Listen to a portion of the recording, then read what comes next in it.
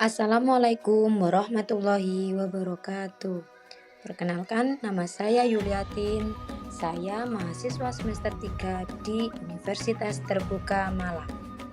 Berikut hasil diskusi pada sesi 1, yaitu pada mata kuliah Studi Komparatif Pendidikan Dasar di Berbagai Negara.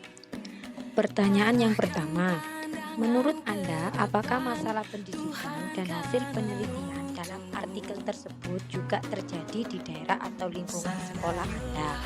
Jawaban saya yaitu, menurut saya permasalahan pendidikan dan hasil penelitian dalam artikel tersebut juga terjadi di daerah lingkungan sekolah saya, yaitu lembaga SD Negeri 4 Sri Mulia yang berada di Kecamatan Dampit, Kabupaten Malang. Berada di wilayah yang memiliki karakteristik pedesaan atau semi pedesaan. Ada beberapa permasalahan di sekolah saya yang memiliki persamaan dengan kedua artikel tersebut. Yang pertama yaitu kesenjangan kualitas pendidikan di kota jauh lebih unggul daripada di daerah pedesaan. Kemudian yang kedua, infrastruktur dan sarana prasarana yang tidak memadai atau sudah usang, misalnya seperti kondisi ruang kelas, ketersediaan teknologi, ketersediaan ruang laboratorium atau akses sanitasi. Kemudian yang ketiga, pemberdayaan masyarakat, menekankan pentingnya pemberdayaan masyarakat lokal dalam perencanaan dan pemeliharaan sarana pendidikan, tingkat partisipasi dan kesadaran masyarakat lokal. Selanjutnya, pada poin 2 yaitu bagaimana saran Anda untuk mengatasi isu sosial politik dan sosial budaya pendidikan tersebut. Berdasarkan isu-isu yang diangkat dalam kedua artikel, yaitu rendahnya kualitas, disparitas regional, kekurangan guru, dan perlunya aspek kemanusiaan, berikut adalah saran untuk mengatasi isu sosial politik dan sosial budaya. Yang pertama, peningkatan sarana dan prasarana adalah kunci untuk mencapai pendidikan. Kemudian yang kedua, advokasi anggaran berbasis data mendorong kepala sekolah dan komite untuk secara aktif mengajukan proposal perbaikan sarana prasarana. Dan yang ketiga yaitu penggunaan dana bantuan operasional sekolah dipublikasikan secara transparan, melibatkan masyarakat dalam administrasi pendidikan untuk meningkatkan pembiayaan dan tanggung jawab.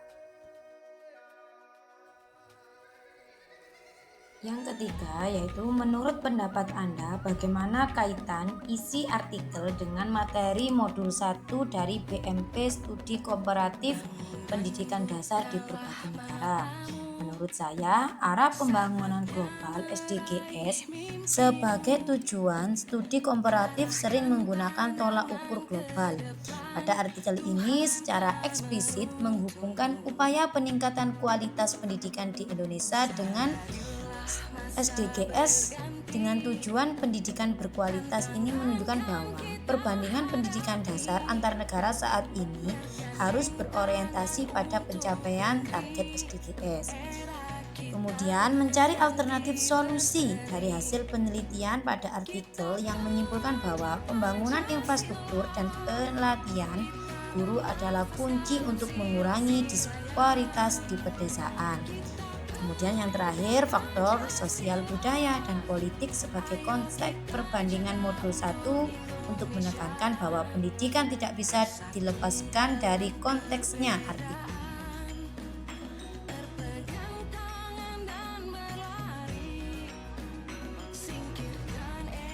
Kesimpulan yang didapat berdasarkan diskusi pada sesi 1 ini yaitu dari kedua artikel tersebut adalah contoh nyata data empiris yang mendeskripsikan kondisi pendidikan dasar di Indonesia dan negara berkembang yang sangat relevan sebagai bahan studi kasus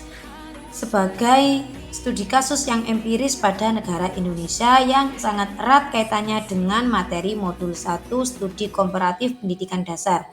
Kedua artikel tersebut memberikan data tentang objek perbandingan, kualitas dan akses, dan menyoroti faktor kontekstual, sosial, politik, serta tujuan global yang menjadi landasan untuk membandingkan sistem pendidikan Indonesia dengan negara lain.